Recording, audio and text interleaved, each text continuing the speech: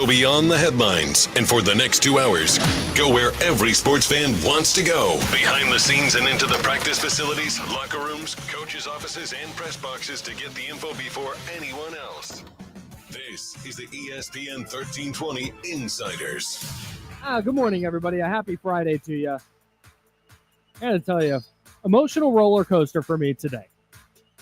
A lot of feelings, a lot of thoughts, a lot of opinions. We'll dive into the Kings' loss to the Trailblazers last night. A trade the Kings made just before the deadline might be the most significant move Monty McNair has made since Domantas Sabonis. Ever. Ever. We'll talk about it. Well, I was going to say ever, and then I was like, oh, yeah, he did the Domas trade. Never mind.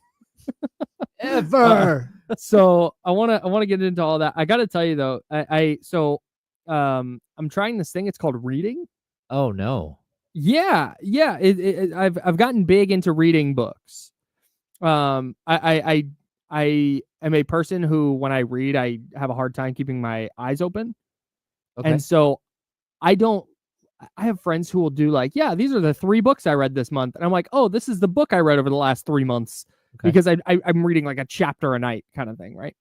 But it's the way, cause you have, we talk about this a lot. Not that this is some hardship of our job. It's just a reality of it is after you're done covering a game, ostensibly working, and then it's 10 o'clock, 10:30. It's really hard to just go to sleep, like turn your brain off and go to bed. Oh yeah, totally. So I've taken to reading to help me wind down at the end of the night. Cause I'm doing a couple different things, before I'm going to bed. So I've taken to reading, and I'm reading this book right now called All the Light We Cannot See by Anthony Doerr. And it is a Netflix series, and I want to watch the series, but I wanted to read the book first. It is a beautifully written book, super fast paced, just a really, really well done book. It takes place during World War II, and it follows a couple of different storylines. And I don't want to give away the whole premise. I don't know, but that's typically been a book that like there's some heavier stuff in it, but it's really engaging, and it's like I said, just the way it's written is great, and it's been really helpful to help me wind down at the end of the night. I read 3 chapters last night that covered 3 different like storylines in the book, and the end of each chapter was absolutely devastating. Just brutal. Because again, you get the idea. It's about World War II. Like I've seen the Netflix series. Okay. Yeah. So you understand it's not like, I'm not at the end, so don't tell me yet. But you understand that it's not like a happy tale, right? It's like it's tough. It's gut-wrenching. It is. Yeah. And so the 3 chapters that I read last night. And so now I'm sitting here, I put my book down, and I have done no work toward going to sleep. I am just on high alert emotionally. And so I spent a lot of time thinking about the Sacramento Kings last night. And I'm excited to dive into it today to unpack the stuff I thought about for an hour and 20 minutes while I was trying to fall asleep last night. I probably could have used some sort of war book to try to get the last week out of my head. Like a lot going on. I've got a lot of them. I've got a lot of history books that I probably should have done the same thing. I typically read during the summer when I go on vacation. Sure, that tracks. I like to just like get away from basketball, shut things off and get away. Yeah. So the Kings fell to the Trailblazers 108-102 last night. This isn't breaking news, but their defense is going to be a significant problem. Yeah, I tried to tell people like that. It's no, I know, but it's something that you think, okay, you can kind of piece this together, you can figure it out. But if you're going to insist that Keon Ellis, your best defender, can't start or close games, you're going to have a really, really hard time winning. And I know that this, again, this is not deep analysis. This is not breaking news. But you had 3 guys in your starting lineup score 20 last night, and it just didn't matter. And we want to talk about playoffs with this team. You get to the postseason, where there's going to be points in games where you go, hey, you know what? We need 3 stops in a row here. I do not trust the Sacramento Kings to get a stop at all. And I don't know that there's a lineup that they're putting on the floor right now that I trust to go get a stop at all. And that is when you start talking ceiling, because that's where we're at. This is no longer a team where like, hey, how do you get to the playoffs? No, we're trying to raise the ceiling higher than that. Last night was glaring to me. The offensive stuff, I think they'll figure out. I don't think they're going to, be held to 102 points very often. But it's the defensive side that I just don't see a path forward where they're going to be nearly good enough to be impactful in the postseason. Yeah, so when I was watching the game, I think it's crazy because a couple of things stood out. I thought Domantas Sabonis had one of his best defensive games I've seen him play ever. Like, his defense in the post was spectacular. Mm-hmm. He is not a true rim protector, but last night, like, he got into Ayton, he got into all of their bigs, Mm-hmm. kept them at bay. Anytime they tried to like do little jump hooks or whatever, Mm-hmm. he was right there. I thought he was spectacular. The problem is that he fouled out, and he Mm-hmm. fouled out because his teammates didn't play defense. His teammates just like allowed him to get abused. It was like Portland. And again, Portland is not. Portland has a lot of talented young players. Mm-hmm. They're not a terrible team in the vein of Charlotte or Washington. But they're not. Yeah, defensively they've been really good over Yes. the last like 10 days, Yes. 10 games. They're not an offensive juggernaut, though, that it feels like everything they were doing offensively was just, hey, do you want to drive this time? No, you can drive. No, how about, hey, let's skip pass over there. You can drive this time. And it was just free lane to the hoop whenever they wanted it. And that's just not, again, the offense is, even against Orlando, I'm not that worried about the Kings offense. They have too many really, really great scorers to be terrible offensively. Okay. Now, the ball movement stuff might be a problem. Yeah, see, I disagree. I think their offense is in trouble as much as their defense. Really? Yeah, because, okay, so offense, and defense are so tied together. Like, Sure. the way to get transition buckets is of course to get a defensive stop and get out Mm-hmm. on the break, right? But for me, you cannot, like, this is like basketball 101. Mm-hmm. You cannot take just 5 great offensive players, set them on the court, and say, we're going to win every game. It never, ever works that way because you got a bunch of egos. You got a bunch of weirdness going on. I'm watching Domantas Sabonis take 6 shots last night. The night before, I watched Keegan Murray take 6 shots in that game. Mm-hmm. That's just unacceptable. What we have right now is a me situation, and it's going to take a little while to figure out all of that.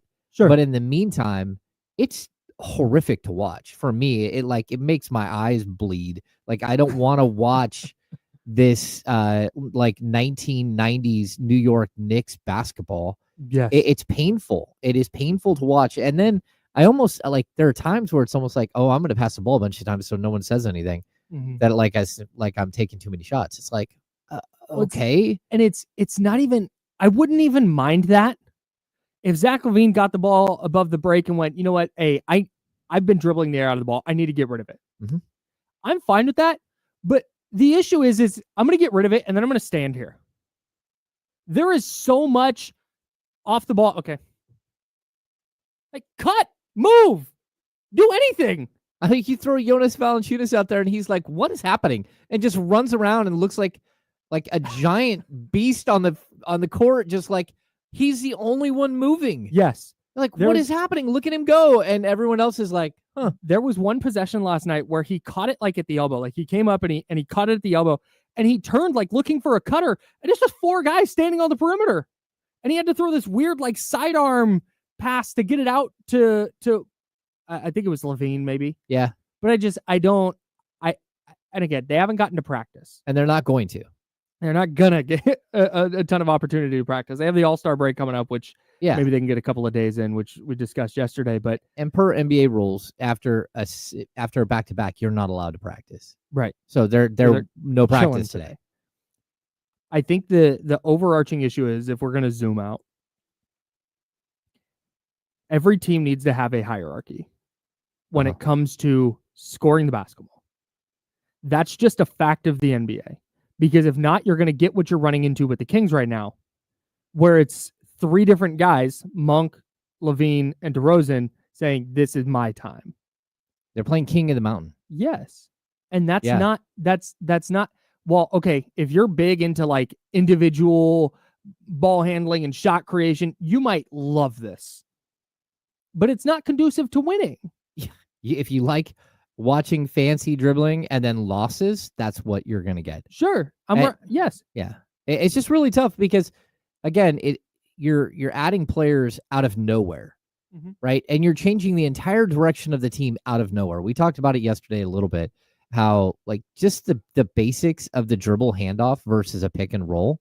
You can visually see on the court that Zach LaVine has never played a DHO in a DHO system with a dribble handoff. He does not know where to go with Sabonis. Nope. And so right now you can't really do a 2-man game. And for some reason, the Kings are trying to work it out on the court as opposed to just giving the ball to Monk and having Monk and Sabonis go get you 8 easy baskets in the DHO game. 1,000% in the pick and roll. Like, you're like, what is happening? Like, Zach, go stand in the corner. We're going to run this 2-man game. It might come to you. If you're open, shoot it. If not, put it on the deck, get to the rack, and play make. And while you're standing in the corner watching, actually watch what's happening. Watch the action. Learn something from what Malik Monk is doing. A little live film. It is. It's a live film study. Like, go out there and watch what they're doing. But they've gone away from it completely. And it's like, if I'm Sabonis, I'm sitting here like, if this is the way it's going to be, we'll deal with this in the summer. And you guys want, like, you think he's going to want to be here for that? No. Definitely not. No. Again, we talked about this being the Bulls 2.0, Bulls West Coast. It sure does feel like it. And I don't know whose idea was to emulate the Bulls over the last couple of years because they have not been good. We talked about that. Domantas Sabonis is a significantly better player than Nikola Vucevic. He's a significantly better player than everyone else on the Kings team. Yeah. The right now. on the Bulls discussion though. Yeah. We went, hey, he's not, Zach LaVine's played in, with the center, before but Domas is so much better, so maybe that helps. And it's like, no, they're turning him into Nikola Vucevic. Yeah. And that's not what they should be doing. Not at all. So like I said, maybe I'm being overly optimistic in saying they'll figure it out, and I think it'll look better. The problem comes back to what that hierarchy though. And whose team is it? Whose offense is it? Who has the ball in their hands? Who's playmaking? Because to me, it's very obvious that the offense should be running through Malik Monk. When they did that, he's averaging what is a starter? He's 20-7. Yeah, it's really close. Yeah, really close to 20 points. Those are good numbers, especially for a modern point guard. That's about where you're going to sit. Is that 7 to 8 assist range. And you're going to get that with Malik Monk. The problem is that's not off-ball stuff is not DeMar DeRozan's game. No. Off-ball stuff is not Zach LaVine's game. And can they play? Can they do things? Sure, but it's not their primary job. And I don't know that getting them to fit in an offense that is primarily the Sabonis Monk 2-man game, I don't know if that's ever going to be a thing. Because if every time they get the ball, it's put it on the deck and I'm going to work for my shot, that's not going to lead to a ton of wins. It might work on some nights where Zach LaVine gets hot and he goes 15 of 22 from the field and 9 of 13 from 3. And wow, look, he had 40 last night. And maybe you win that one. But on a night-to-night basis, on a game-in, game-out basis, especially in a playoff series where you're facing a team 7 times in a row and they're going to figure out what you're doing, it's just not, it's not going to play. So, I like I said, I don't think they're going to get held to 102 every night because there are going to be certain little things they figure out, and I think they'll start being more efficient offensively. But at their core, they've stacked up 2 offensive players in DeMar DeRozan and Zach LaVine who just don't fit with what they want to do offensively. Or what they should be doing offensively. I'm hoping that it's learning with LaVine. Like, DeMar is who he is, and you're not going to change that. And it's okay to have a player like DeMar. You can't have multiple players like DeMar that have And so really you're just looking at dueling banjos. Yep. Like that, it just doesn't work. And like, unfortunately, we've seen it in the first 2 games, but like, it's early. They do need practice time. They need time to figure things out. I'm not hitting some panic button. I just know that like the analytics said that this is what it would look like already. Mm-hmm. And that's why this trade wasn't made years ago, because the analytics said, no, it's not going to work. And we're seeing it play out in real time. Mm-hmm. And you're just hoping that they can make adjustments and they can learn how to play together and they can push forward. Yep. Because what we saw right now, I don't care how many years DeMar DeRozan played with Valanciunas. I don't care how many years DeRozan and Levine played together. They haven't played with Monk. They haven't played with Sabonis. When you get them all together, it doesn't look right. Nope. It sure doesn't. Okay, the Super Bowl is happening. FYI, we're going to dive into the Super Bowl coming up in a bit. Chiefs and Eagles, we've got a rematch of that one. We'll dig into that one. And I think Monty McNair yesterday made the second most important acquisition of his tenure, and we'll talk about it next. He's James Ham. I'm Kyle Madsen. We're the Insider, sponsored by Jiffy Lube. This is ESPN 1320 at Sacramento Sports Center.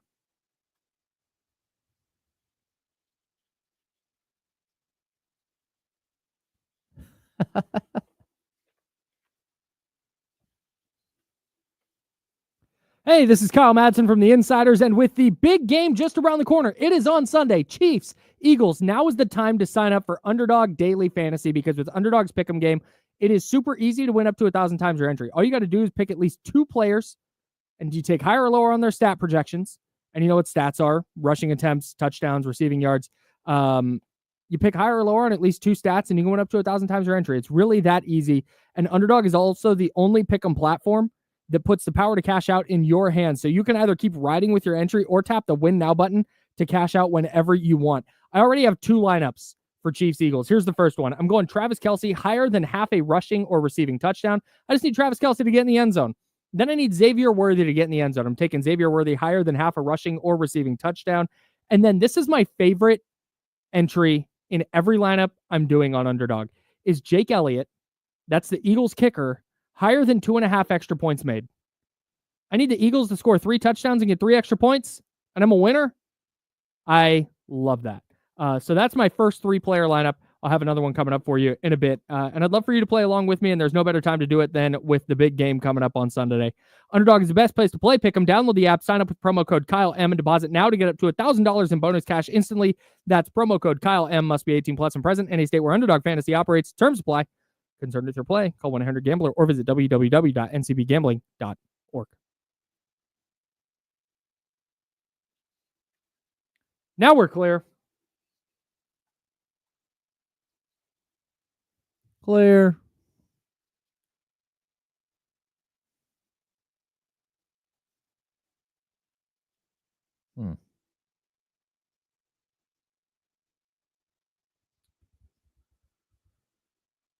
Boy, these trades are still rolling in.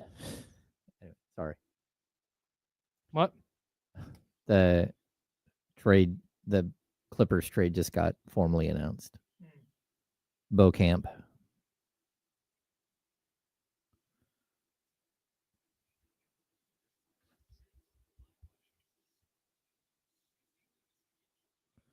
What's going on, everybody?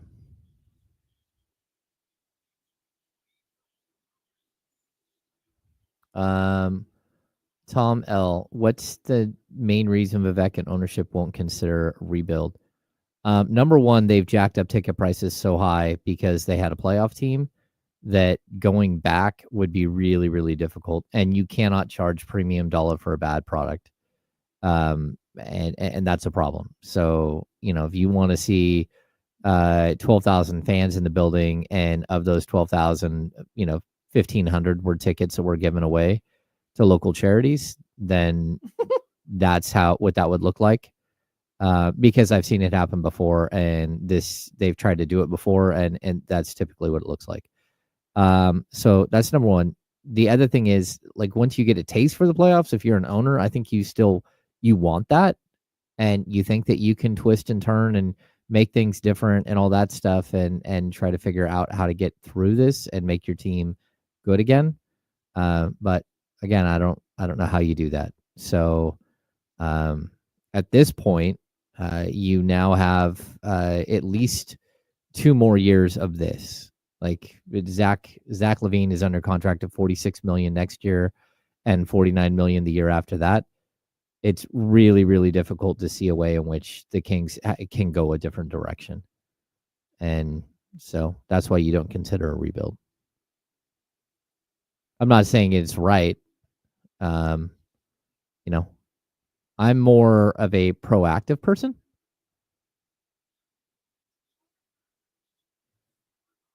And I would have tried to avoid the situation that they're in long before this.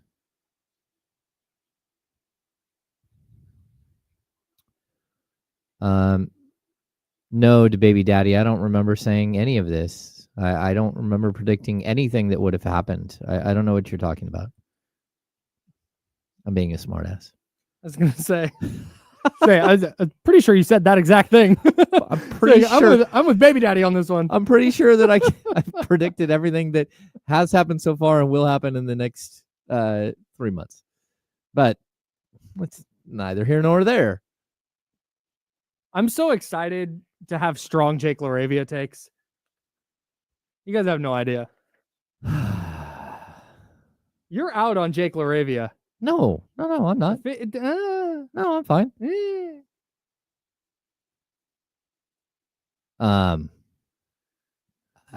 Okay. Not really. Like, hey, didn't he have a player option? Yeah, a player option that he will opt into, but that's okay. Unless you're saying it's a massive expiring deal. Yeah, but still. Hang on, we're back.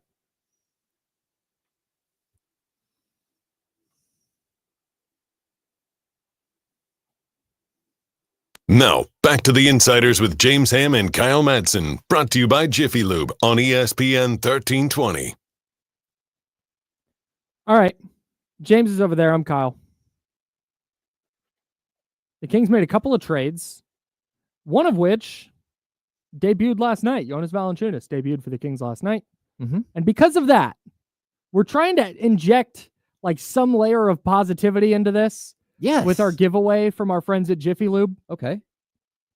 So today's keyword, which you can enter at ESPN1320.com, you go to the Jiffy Lube contest page, and if you enter the keyword there that we're about to give you, Jiffy Lube's going to hook you up. Well, and if you get picked to win, you don't just get it. This is how you enter to win. Entering to win. You're entering to win. The winner will get hooked up from Jiffy Lube with a $50 Jiffy Lube gift certificate and an exclusive Insiders hoodie that you can only get through this contest or if you work here. And they're super nice. They're really nice. There was no expense. Spared. There was no expense spared when I was going to say paid. That's wrong. There was no expense spared in the making of these hoodies. Our guy Jim designed them. They're extremely dope. We got them in red, blue, black. So you win that with a $50 Jiffy Lube gift certificate. Courtesy of our friends at Jiffy Lube. All you got to do is go to the ESPN1320.com Jiffy Lube contest page and enter the code word Jonas. Jonas. Yep. Jonas. Like Jonas, but only it's pronounced Jonas. Right. The Jonas brothers. Yep. I don't know. No, Valanciunas is good last night, man. 6 points, 5 boards, 3 assists, 17 minutes. He just looked like a highly competent center. It was jarring. It was so jarring. And I got to be honest, Donovan Clingan looks like every single 7-foot white center from the 80s and 90s. Yep. I'm just watching Randy Brewer run up and down the court. I'm watching Jim Peterson run up and down the court. I don't know what to say. Still very much figuring it out in the NBA. He just looks like every super tall guy from, like he's not as tall as Mark Eaton, but right there. Yeah, Yeah, he moves. The way he moves, it just looks like the game's still a little fast. Yeah. Gray Ghoster tag. Got it. Good one. Yep. The other trade the Kings made might be the second most significant acquisition of the Monte McNair era. I'm here for this take, Kyle. I need to know this take. I love Jake Laravia for this Kings team. Okay. He's not the best player Monty McNair has acquired. No. Not by a long shot. But what have we been asking for? We've been asking for perimeter players with size. Yep. He's 6'7". 6'8". He's 6'7" or 6'8". And he does the things like I'm of the mind that the Kings did not need more players who are like, hey, get in the ball and he's going to go score. They needed players like Keon that are just gonna play good defense. They're gonna get a tough rebound. They're gonna steal a couple extra possessions per game. They're just gonna know where to be on the court, and they're just gonna do the right stuff. They might not put anything on the stat sheet, and they can have an impact. Yep, that is what Jake Laravia does. He's going to play his ass off defensively. He's going to shoot the heck out of the basketball. He's not going to create a ton, but he's going to go grab some rebounds, and he's going to hustle, and he's going to play hard, and he's going to do it at 6'8", 7, 6'7" and a half. 6'6" 3/4 without shoes. 6'7" He's going to do it at small forward / power forward size. Like this is a big deal. When I was watching the Kings last night, and I'm watching that lineup, I texted you. It was Valentine with I think it was Keon, Keegan, Trey Lyles, and Devin Carter. And I was like, man, if they had another, like, just if Devin Carter was 3 years from now and just like a more functional NBA player, yes, who wasn't a rookie in his 10th game or whatever it is, a rookie that missed the first 6 months. Yeah, like, and not to say that Jake Laravia would necessarily play with that specific lineup, but you see all these pieces that you can put together, and he's just a connector to me. For so many of these lineups where you look and you go, they just need like a little more defense in this lineup, a little more shooting in this lineup. I think he can fit with everything they want to do because he knows he's a role player and he fits into that role, and he's going to slot perfectly into what the Kings need. He's going to make an impact the second he steps on the floor, and he's going to do it without needing to have the ball in his freaking hands. I hope that you're right with all of that, because I mean, basically what you're describing is like a Martin twin. We keep asking for that type of player. Yes. A player that goes out there and is the connector, the guy that helps piece everything together and doesn't require a whole bunch of extra. My only concern is that every time we think that the Kings get one of these guys, it doesn't really work out that way. The Chris Duartes of the world, there are multiple players like this over the course of the last 5 years where you think, oh, that might really work. And then it doesn't. So I think the one good thing is Laravia is he's durable. He's a guy that's been playing 20 minutes a night for a very, very good Memphis Grizzlies team. And to be honest with you, I'm kind of surprised that they moved off of him. Like they had the Marcus Smart deal that they had to make some moves, but they're clearing up salary space and all that stuff. But I was surprised because the guy he can play, he can shoot. He's shown that he has been part of a rotation on a good team this season. Yep. And so you're hoping that he steps right on the court and just does the little stuff, the dirty work. I think some of the biggest issues that I have, even like the last couple of games, is you're watching Domantas Sabonis pick up number one cheap fouls because his guards are getting blown by, right? So that's a problem. But then he's also getting fouls on rebounds, and he's getting fouls on rebounds because no one else is doing anything. Where are you? Where is everybody? He fouled out last night on a rebound where he went up. Where was his forward or his guard blocking out? Get a body on somebody. Get a body on anybody. Why is it Domas's responsibility to go up and get every single rebound? And so for me, this is a guy that doesn't mind mixing it up a little bit. There are players like this that go around in the NBA and are highly successful because they do the little things. And I would realistically go to Memphis in the same way a lot of teams used to go to San Antonio and try to like pilfer their peripheral players because they learn how to play.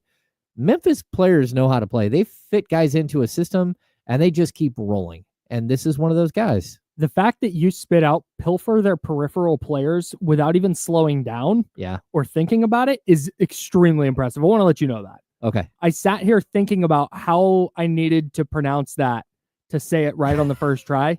And you just said pilfer their peripheral players.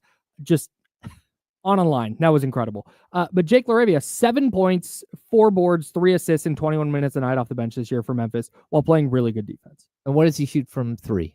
He's 44% this year, but he was 34% last year. Yeah.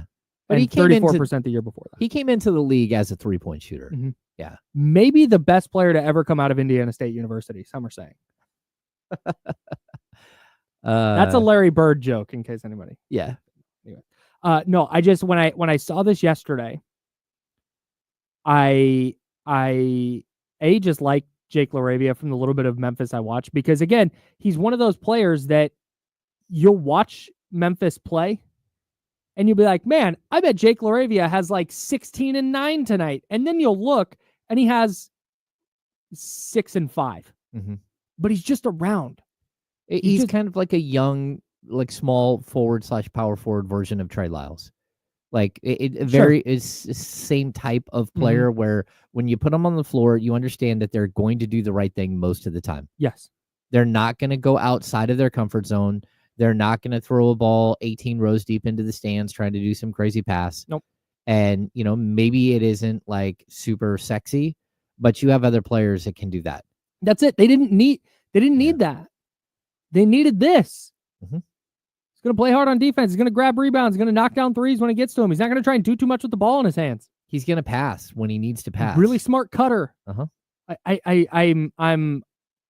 think this is going to be, even if he averages 7 and 3, I think it's going to be one of those, or 7 and 4 he's at this year. Even if he averaged 7 points and 4 boards, this is going to be one of those additions that if the Kings do kind of get on a little bit of a roll here, there's going to be a lot of nights where we're going, man, Jake Laravia had some really good minutes. Yep. And he's just a player they didn't have. He's not a 6'8", 6'7"-ish. Yeah. No, I was 6'8" with shoes. Taller than 6'6". 6'8" with shoes, so that's fine. Yeah, I mean, again, I don't think he is a lockdown defender. I think he's a good team defender. I think he's going to be a hustle player. He's going to do a lot of the dirty work, and that's it. It's not. Yeah, you have to have those guys. But again, and this is where, I think you can feel good about him in a lineup with Keon Ellis and Keegan Murray, and then let's say Monk and Sabonis. But if you want, you can put Levine and Valanciunas or whoever. Like, you just need a person who can handle the basketball.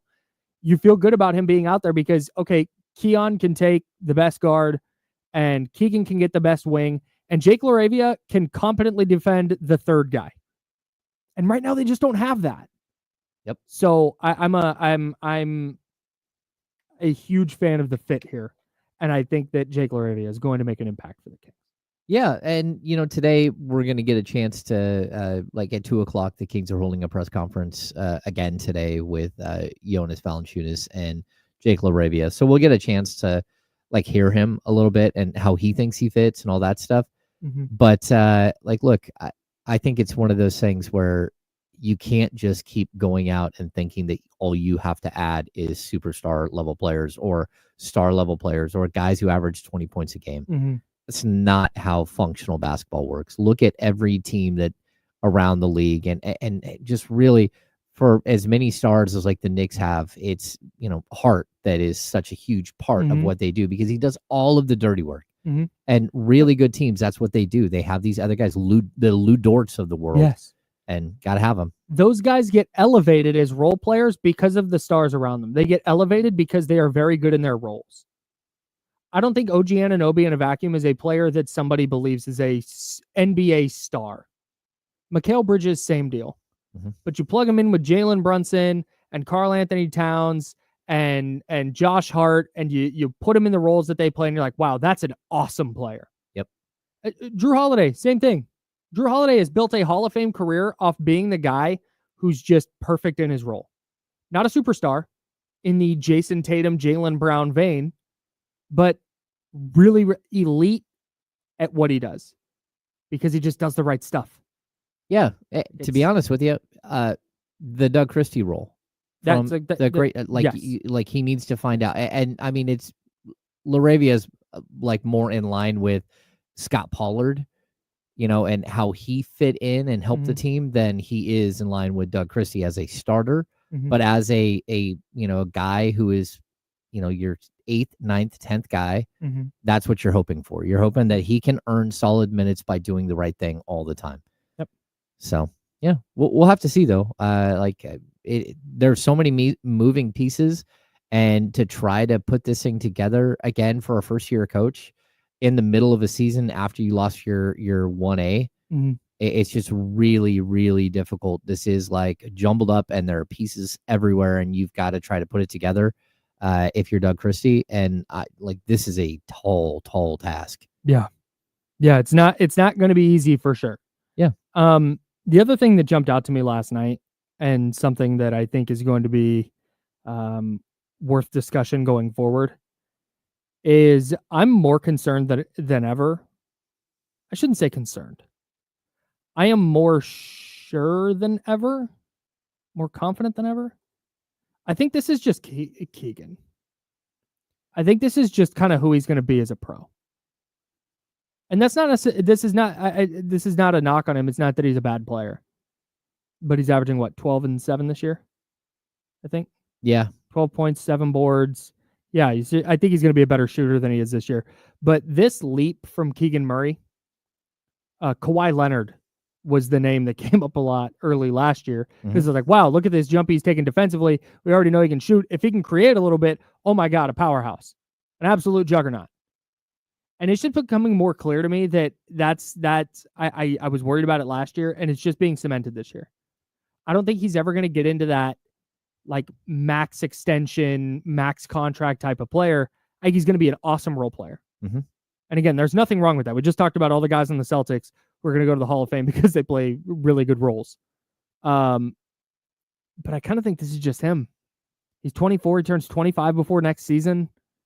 It's not like this is some 22-year-old still figuring it out. You mentioned it.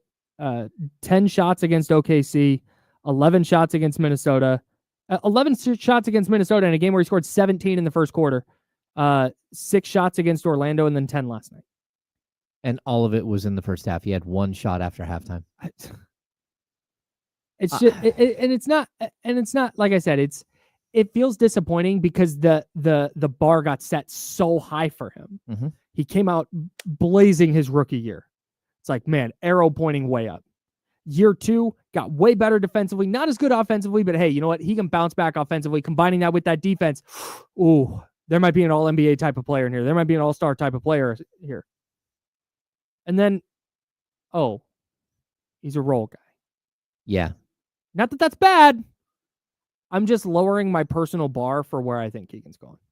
Well, I think he went from being like a max rookie scale extension player to a 4-year, $85 million player. Yeah. Which is not bad. Yeah, it's not bad. I mean, again, I would put him in the same exact bucket that you put Cam Johnson. And just look at Cam Johnson throughout his career. This is who he's been. Mm-hmm. This year is him averaging over 19 points a game. That's just Keegan would do that on the Nets too, I think. Yeah, well, I think anyone would do that on the Nets because they don't have anyone else scoring. But I also realistically, Cam has never been that player, and then all of a sudden he is that player, and that's where you're like, okay, red flag. I don't believe that that's who he is, and I think there would be a more likely that the Kings, if they would have gone out and got Cam Johnson and put him on this roster, would have instantly dropped to 12 to 13 points a game and gone back to who he is as a player. Still a great shooter, still a very, very good athlete, still a good defender, very switchable, all those things, but just shave 6 points off his points per game because personality-wise, that's who he is. He's not going to be able to step in and go, hey, I'm the guy who's averaging almost 20 points a game. Give me the ball, where Malik Monk is. Yep. And DeMar DeRozan, he doesn't care. He's going to go, if you're not going to give him those shots, he's literally going to walk over and just take the ball from you and then go dribble and go do his thing. Yep. He doesn't care. Mm-hmm. And that's where I think Keegan's personality plays so much into this, and the leap that he hasn't taken, I don't think the Kings have helped him. I'd feel so much different if he was 22 years old. Oh, yeah. But he's 24 now. He'll be 25 at the start of next year. Yeah. This might just be who he is. And again, not that that's a bad thing. Yeah, and just he'll fluctuate calculus between where he fits with the Kings. 12 and 16 points per game for his career, and that's what he's going to be because that's kind of where the team has kind of pushed him. Yep. And really, that's what they've done. Yep. You just 1,000%. went out and got a whole nother scorer that can go take more shots away. So, interesting. All right. Let's talk about the Super Bowl. We'll do plenty of more Kings, but the Chiefs and Eagles are playing on Sunday. The oxygen has been sucked out of the room by the NBA trade deadline and all the stuff going on with the Kings. So we're going to spend a little time talking football. Oh, yeah, we'll do that next. That's James. Pretty significant game on Sunday, I've heard. I love football. That's James and Kyle. We're the Insiders, back in a second on ESPN 1320 at Sacramento Sports Center. Clear. Let's open the next segment with this guy.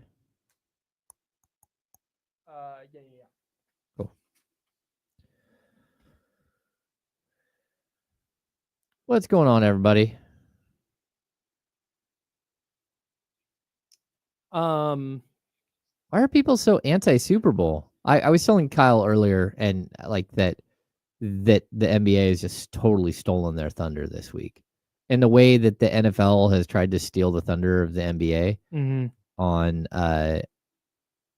on Christmas Day, I feel like they just absolutely stole all the thunder.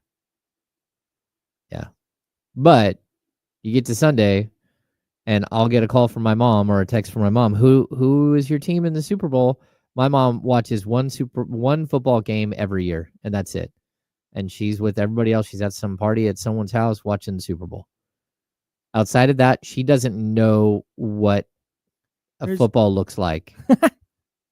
Here's the thing for me is I didn't want to watch the Dodgers and the Yankees play in the World Series. Yeah. Those are like the two best teams in baseball. It's a World Series. And it's a World Series. Yeah. It's like I can hope both teams lose on Sunday, but I'm still going to watch. Yep. I'm still going to be locked in. Is it the matchup I wanted? No. Would I have preferred to watch the Bills and the Eagles? Sure. Would I have preferred the Commanders swung an upset? Absolutely. But I'm not boycotting the Super Bowl. It's crazy. And Can you imagine just waking up on Super Bowl Sunday and not watching the Super Bowl? No. Sounds insane. Well, salute to the people who do that, though. I get it. People are tired of the Chiefs, I guess, or they're tired of this ref thing that everyone brings up with the Chiefs. But at the same time, like, I like to watch greatness. I appreciate Steph Curry. Yeah, I want to root against it. I'm actually here for it. I haven't decided who I'm rooting for yet. My body will tell me on Sunday. Oh, I know who I'm rooting for. Like, yeah, no, of course. You're a Mahomes guy. Mm-hmm. And I don't begrudge that. I don't begrudge the people who are like, I'd love to see someone else do it. No, I get it. Like, there's like, root against something. There's be a hater. Like, why not? Yeah. And also, this is pro tip for everybody. If you're actually deep in the Chiefs conspiracy theory thing, and you actually think the NFL is assisting them in winning, take out your life savings and head to Vegas and put it all on the Chiefs. That's free money for you.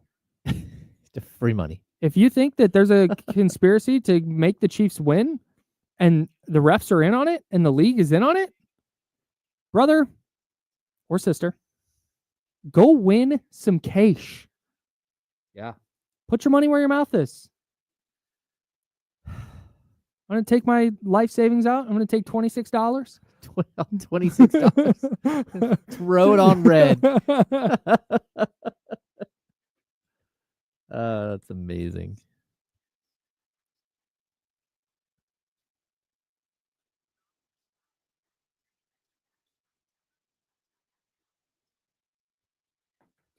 Great question from John Poles that I forgot to answer.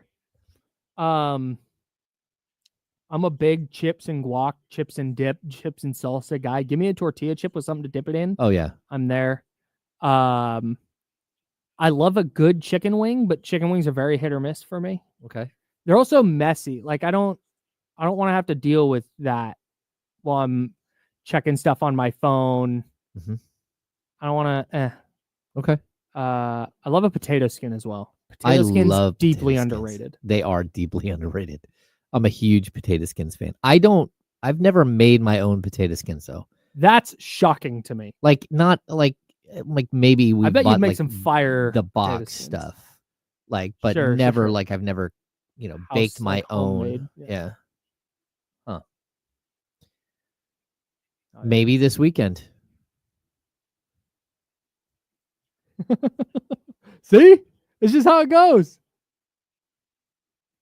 Just sometimes you watch and you're like, there's something in my bones that doesn't like this. I'm going to find that out on Sunday. I love guacamole. Guac is just good. Guac is. Yeah.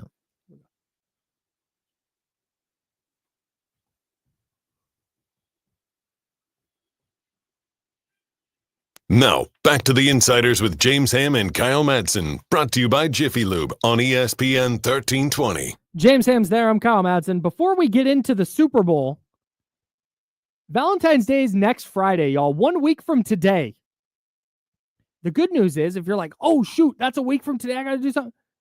James and I got you. We do. We've got you.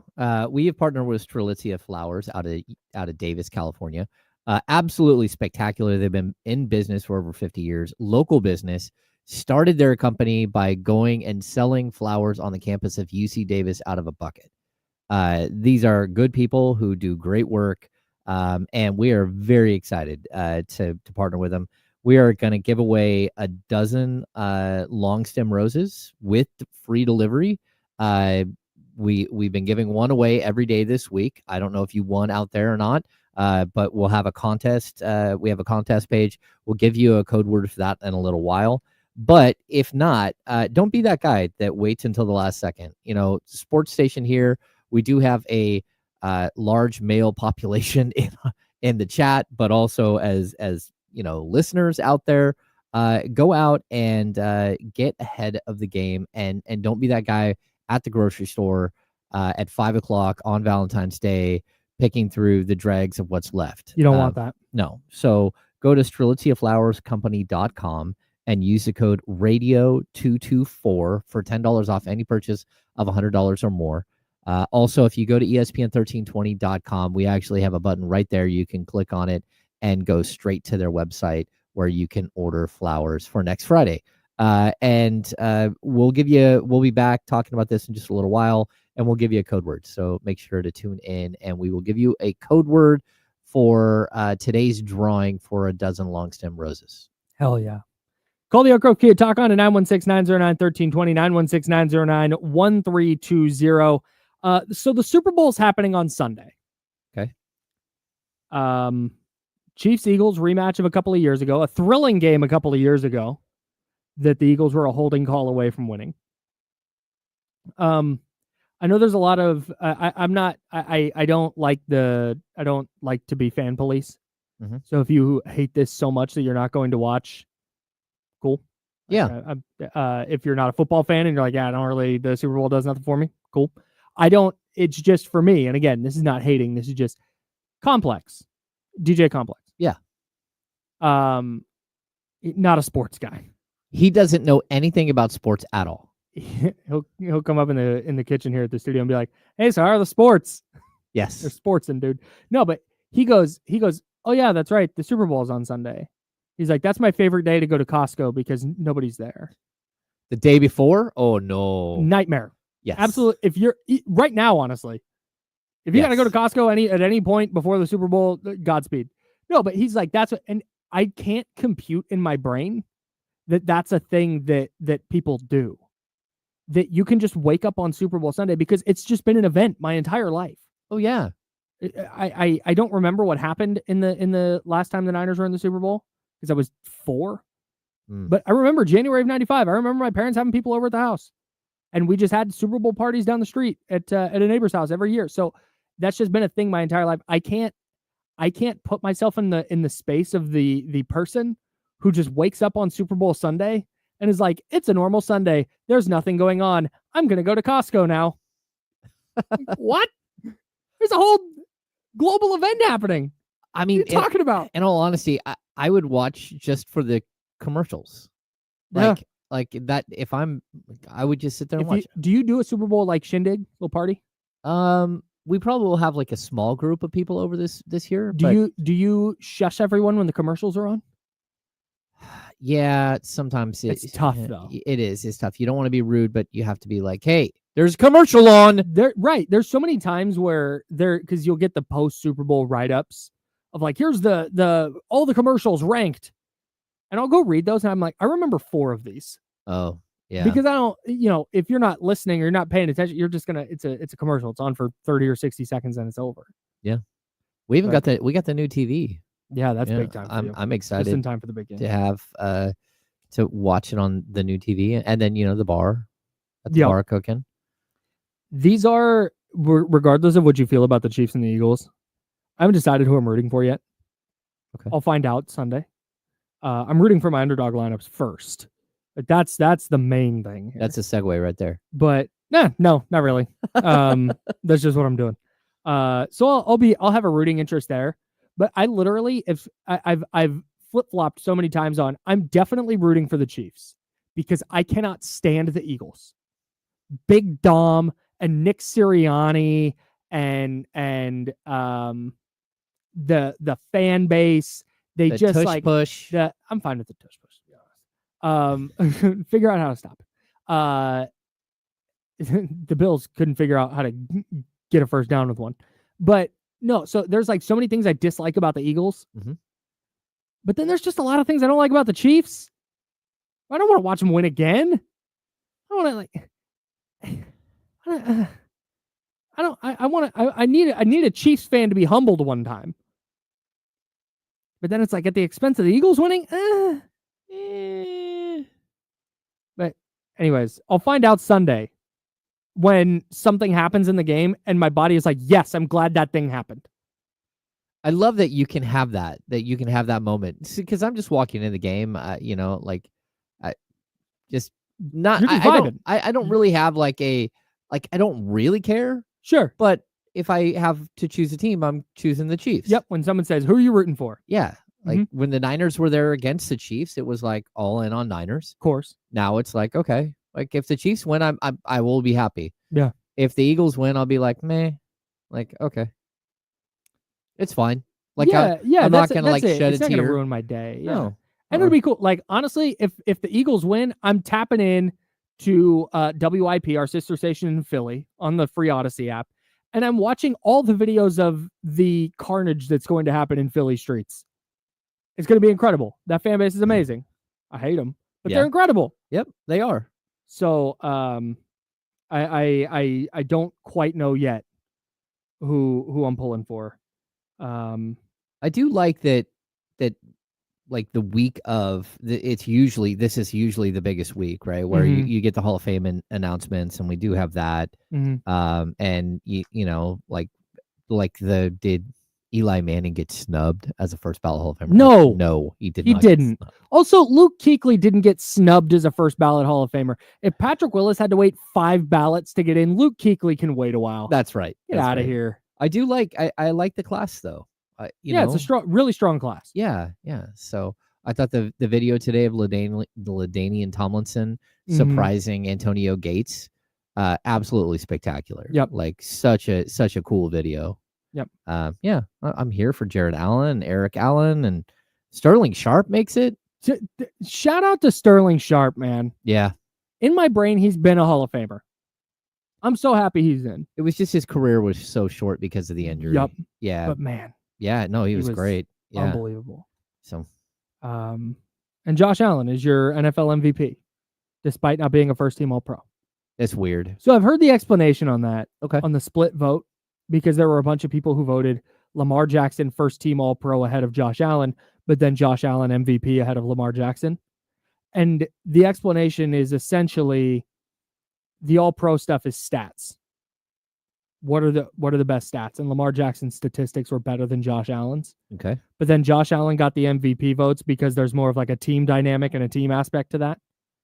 I think what it is the reason Nikola Jokic lost to Joel Embiid a couple of years ago.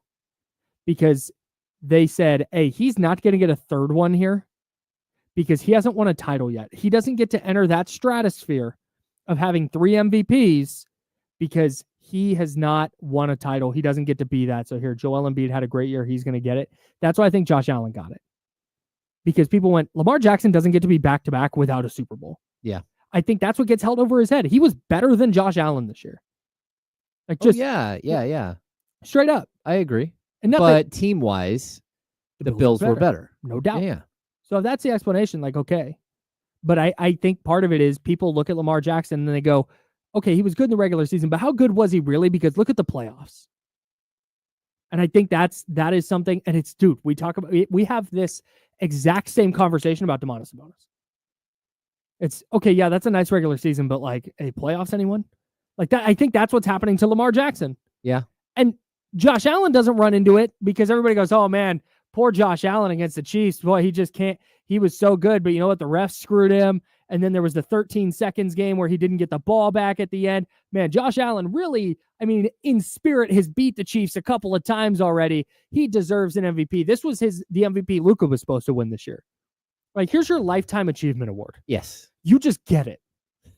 Just don't faceplant, don't get hurt, and faceplant, and you're going to be the MVP. I think that's what happened. Well, now there's a potential because he's a Laker for him to get 6 MVPs. So we'll see. 6 MVPs in the next 5 years. Yeah. It's going to happen. They'll override the rule about the 65 games. No, Luka gets it. We're good. All right. We got more Kings coming up. We got more Super Bowl coming up. We're going to give you some free stuff. Mad Props at 11:45. Jesse Tapia is going to hop in for Mad Props. It's going to be a ton of fun. Plus your calls on the Elk Grove Kia Talk line at 916-909-1320. All that coming up in a jam-packed second hour. He's James Hammond, Kyle Madsen. We're the Insider, sponsored by Jiffy Lube here on ESPN 1320 Sacramento Sports Center.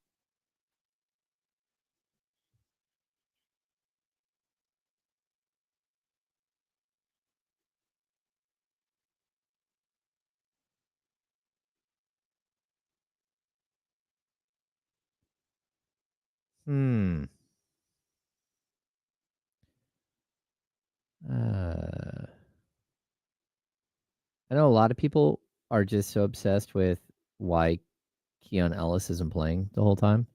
And we've asked the question of 2 separate head coaches multiple times on this. And like, I don't know what to tell you. He's going to play what he plays. Norm, how do I feel about baby goats? First of all, like, we're not allowed to do anything cool here ever again for team building at Odyssey Sacramento, because last time we did it, it was catastrophic. Like, well, I mean, we had 2 major injuries. I don't think anyone wants to play tug of war with goats. No one will play tug of war ever again. But I really would like to see Kenny show up and what Kenny looks like when he's around baby goats. Because I don't know if Kenny's going to know what to do with like baby goats. Like, they jump all over the place. They're crazy.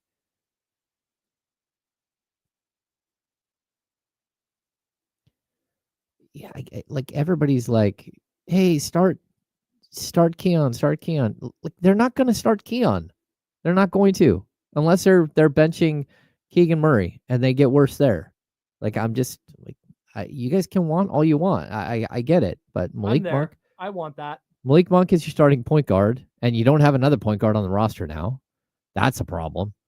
Zach LaVine makes $43 million. He's not going to the bench. DeMar DeRozan's going in the Hall of Fame, and he makes $24 million. He's not going to the bench. So I get what you guys are saying. I'm just telling you, it doesn't matter who I ask. They're going to just look at me funny and say, yeah, we'll try to get him more minutes. That's what we're doing. But some nights it works and sometimes it doesn't. Just saying. Well, that's stupid. Next time you talk to him, let him know I said that. It's Doug. Don't tell him I said it. I think we're going to have a conversation a little bit about the buyout market. But just to be honest with you, like, the Kings aren't part of the buyout market. Like, okay, if DeLon Wright gets bought out, maybe he would consider coming to Sacramento. But Ben Simmons isn't coming to Sacramento, which, to be honest with you, I think is the wrong decision for Ben Simmons. I think Ben Simmons could rebuild his career in a town like Sacramento, where no one's like has him under a microscope. But sorry, everybody.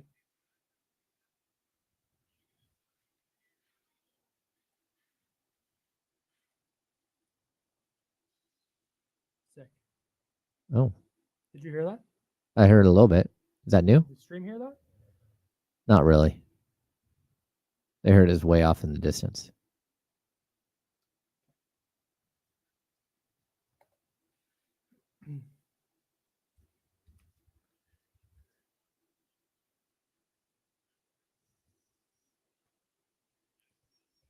So we have these new little intro things for the handoff that Charlie made.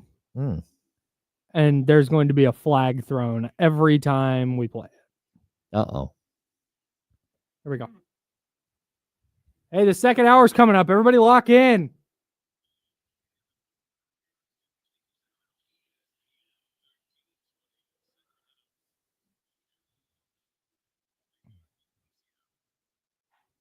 Welcome back to hour number 2 of the ESPN 1320 Insiders. Get ready for the most up-to-date sports news and talk with the ESPN 1320 Insiders. Hour number 2. That's James Ham. I'm Kyle Madsen.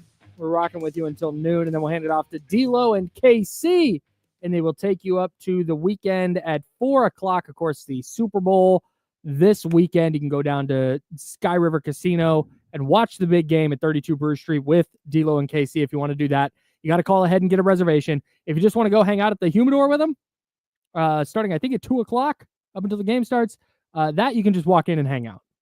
They'll be chilling in there.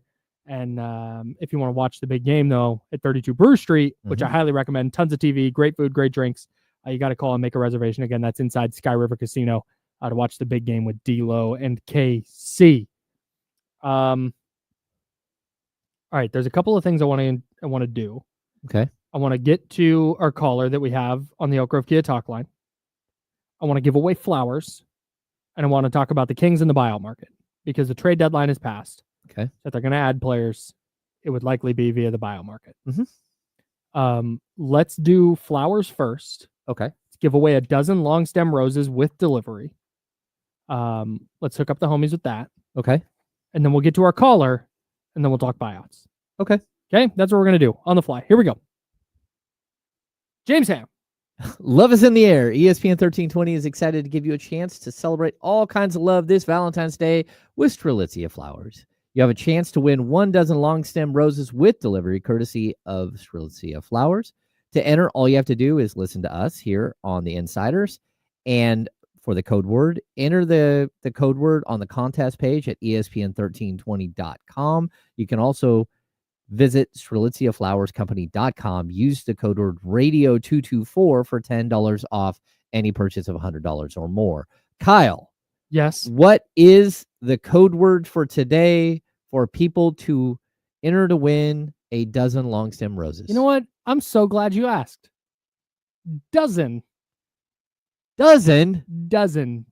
DOZEN. All right. Excellent. Everybody go right now. Enter to win. We have given away 4 already this week. We've got 1 more to give away this week. Super excited. They hand deliver everything. So this is like beautiful, gorgeous long stem roses that will melt somebody's heart. So again, go to ESPN1320.com right now. Click on the Strelitzia Flowers logo and enter to win using the code word dozen. DOZEN. Let's hit the Elk Grove Kia talk line, 916-909-1320, 916-909-1320. Don, you are on the Insiders with Kyle and James. What's up? Yeah. Hi, guys. How you guys doing this morning? Doing great, buddy. How are you?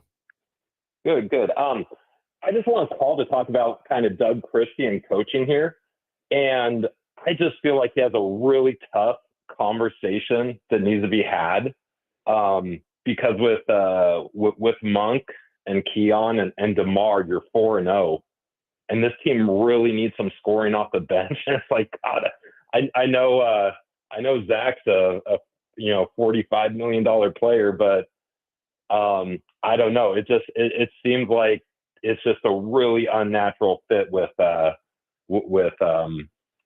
Monk and DeMar and Zach all in the starting lineup. And there's only one ball, and they're not great at cutting or setting back screens or things like that. So I don't know. To me, this kind of might be Doug Christie's moment where he just has to make a really tough call and pull everyone together on this thing. And I don't know, just kind of curious what your thoughts are on that. Hey, Don, what's your name? Oh, it's Dan. It's Dan. Close Dan. enough. Gotcha. I know about the whole Dom thing, but yeah, Dan, Don, whatever. Hey, shout out to you. Thanks, Dan. Appreciate the call, man. It's one letter. Okay, thank you. Perfect. Look, dude, I'm here already. I'm in this start Keon boat. Yeah. There's literally tens of us. We're just over here hanging out. I think there's more like thousands of you because I hear it all night long. Let's go. And my feeds wherever you follow James on social media. I thought I was just on this island, and it turns out there's an entire civilization on the other side of the island. Yeah. No, it's just you were explaining this at the break, and if you want to hang out with us during the breaks, please do it. YouTube.com/ESPN1320 and Twitch.tv/ESPN1320. But no, we're talking about this, man. Like, I am firmly in the camp that Keon Ellis should be starting. Mm-hmm. Pick the player out of Monk, DeRozan, and Levine that should come off the bench. I have advocated that it should be DeMar DeRozan at this point, but it's not about one of those players is bad. It's not about they can't score. It's just about fit, and it's about maximizing what the Kings are doing. Yep. On a night-to-night basis. The problem is what you brought up at the break, and everybody's going to tell you. You can't put the toothpaste back in the tube with Malik Monk. Nope. He's their lead guard. He's your only point guard on the roster. He's the only straight up. Yeah, in the most traditional sense point guard that they have. Zach LaVine, you just traded for him. He makes $43 million or whatever it is. He can't come off the bench. Okay. That's why I get to DeMar DeRozan. Everybody goes, whoa. Hey, he's a Hall of Famer. He can't come off the bench. Averaging 20 a game. Yeah, I would love to have that 20 a game off the bench. Okay. He can still do it. Manu Ginobili. They're trying to give Hall away. Hall of Famer off the bench. Right now, you're just trying to give away your Jake Laravia minutes right there. Keon into the starting lineup. Well, DeMar off the bench. There goes Jake Laravia's minutes. Well, if I gotta give up my Jay Larave minutes, I'm not doing it. I mean, I take back everything I've ever said. I want off this island. No, but man, it's just it makes the most sense, and I completely agree with our caller Dan. Like that's the right move. The problem is the Kings aren't in a spot where they're going to make that move. Yeah, I had someone on Twitter last night.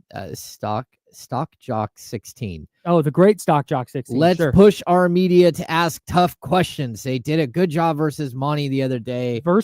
Please ask Doug why he isn't starting and closing with Keon when it gives the Kings the best chance to win. I'm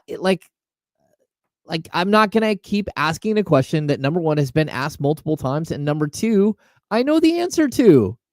So that's it. There is no holding anyone to the fire, feet to the fire. I hate to tell you. It's not like that's just it. Is I will go to their next home game, and because the only press conference question I've ever asked, I asked Mike Brown, hey, you guys are 9-0 or whatever it was when Keon Ellis starts. Why doesn't he start? Yeah, and he gave some answer about Kevin and I don't even remember. I didn't feel like it was a satisfactory answer. But you're gonna ask, and if let's say you ask that, you open Doug's Nest presser and you go, hey, why don't you start and close with Keon? And he'll give some answer, and then I can jump in and be like, that's not good enough. You can't handle the truth. He's gonna say, because Monty McNair got asked kind of the same question twice the other day. And he basically said, well, I kind of just answered that. And that's what you're going to get. So we're going to ask. Yeah. In fact, like I said, I will do that. I'll go and go, hey, Keon seems to be playing great. Is there any consideration to having him in the starting or closing lineup? And he's going to say no, because you have Zach LaVine, who's a great scorer, and you have Malik Monk, who's their point guard, and you have DeMar DeRozan, who's a Hall of Famer, and then you Keegan out there for size, and you're not going to take Domas off the court. Those guys are going to start for sure. And so it's just about figuring out the minutes and the rotations to make sure Keon's on the floor as much as possible, but they're going to start with that group, and those are talented players, and you feel like they're going to figure it out, so he's going to give them time to figure it out, blah, blah, blah, blah, blah. Like, I promise. That's it. He's not going to go like, oh, my God, I haven't even thought about that. Wait, I can start him? Yeah. That's a thing? So I get the wanting to ask hard questions and stuff, and I think for the most part, they typically do. It's just those questions aren't going to necessarily get asked and lead to some like blow up confrontation. Well, yeah, and we can't literally ask the same question every single game. That's just like, and I get it. Like, there are people out there that really want this question answered, but they're going to give you the same answer they did before. And that's all I can tell you is, they have other people that also have to have minutes, and also like they're big money players. And it's part of the issue here. Yep. Now, if one of those players, be it Monk or DeRozan or Levine, walks up to Doug Christie and goes, hey, we're sputtering. We're a game below 500. We are clinging to a play-in spot.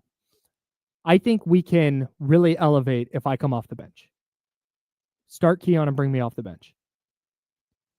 Then now it's different. Yep, it's a different story. But like I said, I would obviously be super down to start Keon, and I would just sit down and have a tough conversation with DeMar DeRozan. Yeah, but that's also not the reality of the NBA.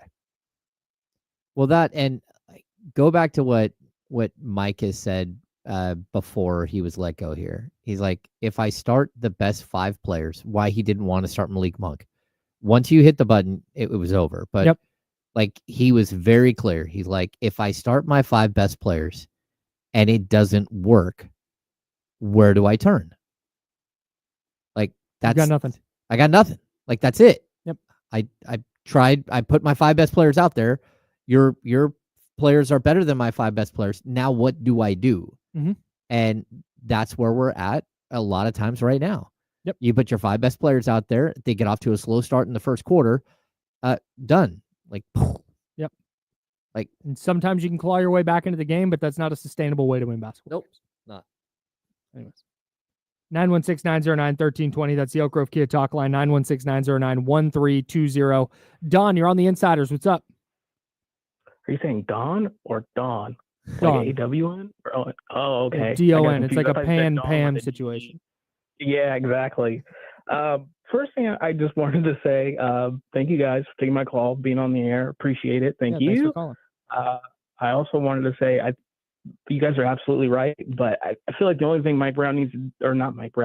Doug Christie with his lineups is just to let them know, like, hey, you guys have 3 minutes at the start of the game. If you're not getting stops, somebody's going to sit. And then I got to put Keon in, and then you're going to have to sit here and ride with the second unit.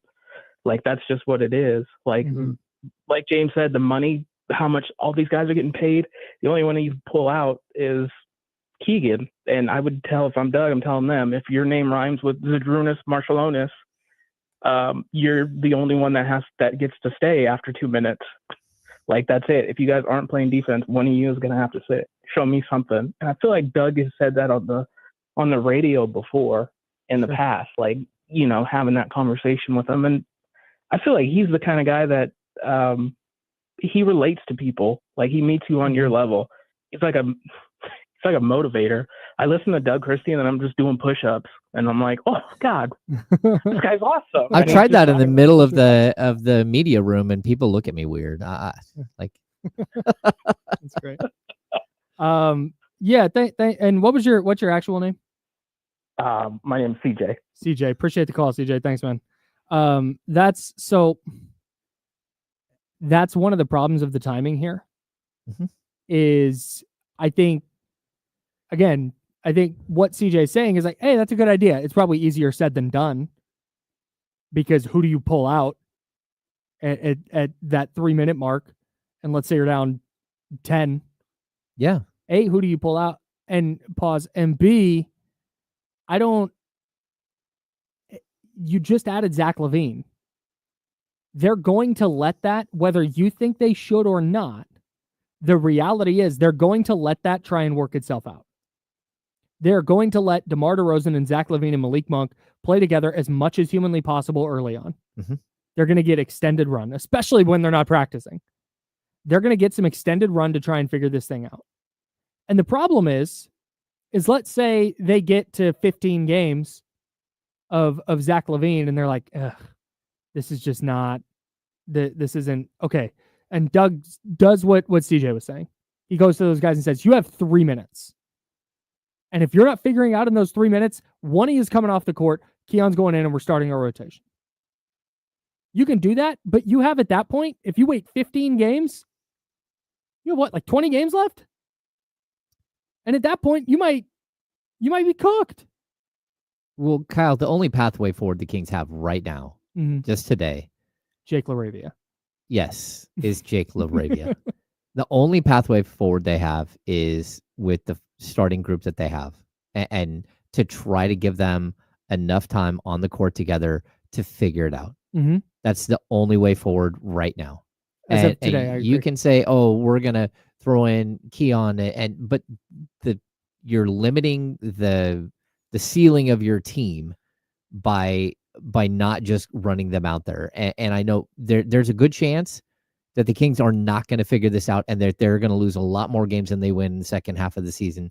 And this team is not going to make the playoffs. I'm just being honest. Sure. That's go ahead. I want to stick on something you just said. You think they lower their ceiling if I'm just going to stick with DeMar here. It can be whatever player you want. I'm going to say DeMar.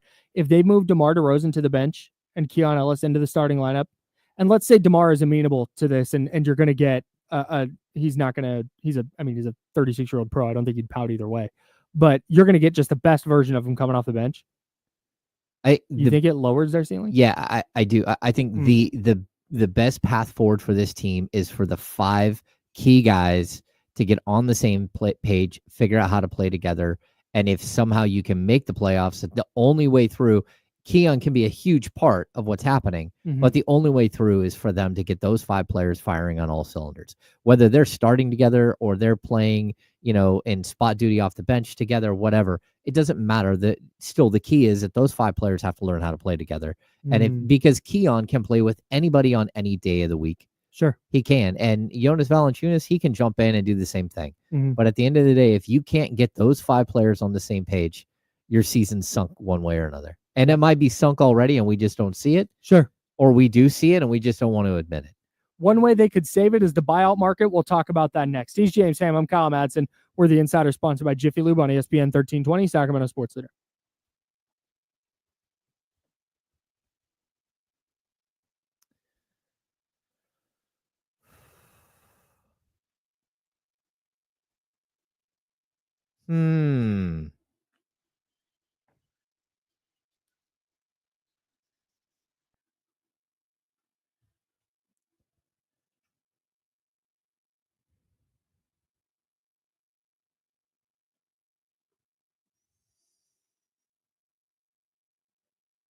Hi, Charlie. What's happening? Why are we getting flagged?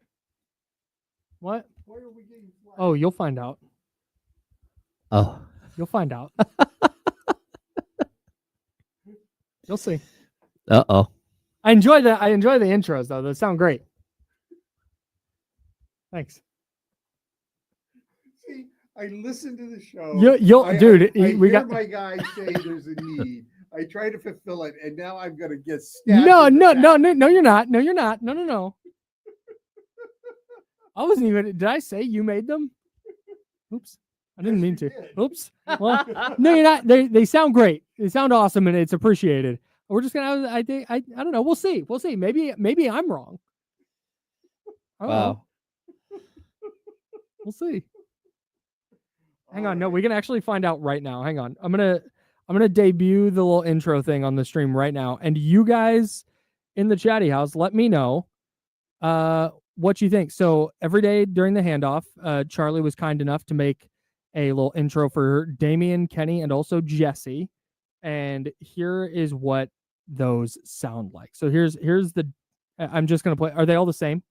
Yeah. Just with a different name. Okay. So here it is. I'm just gonna play Damian's. Here you go.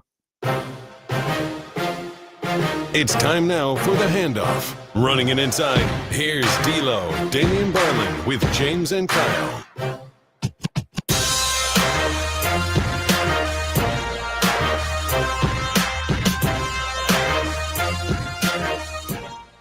I like the music.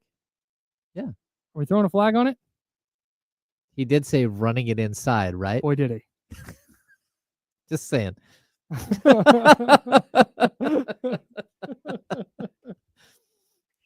I was pushing all the wrong buttons there. Whoops. Is my old man coming out? Is that what's happening? We are the show that played Ram It. That's a good point. Shout out to was it the 86 Rams? All right, now 82? 84 Rams, I think. All right, yeah. All right. Just All right. Ram It. All right, very good. All right. Continue. Thanks, Charlie. Continue the good show. Appreciate you, buddy.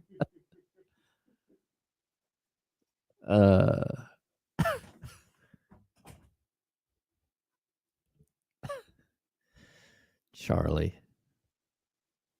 That's funny. Joe, don't no. Hey, you don't no. Come on, Joe.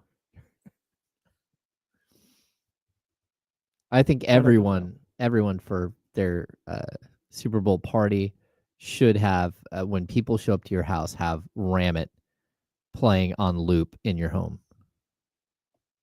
Is that a thing that happened? No, that's what you should do. Just like when all your guests show up, just have it playing on loop.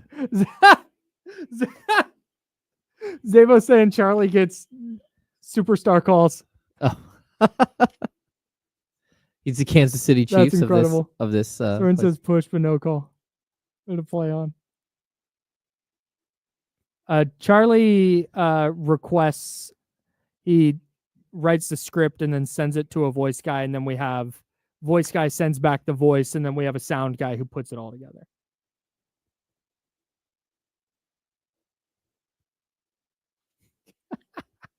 I love you guys. Here we go.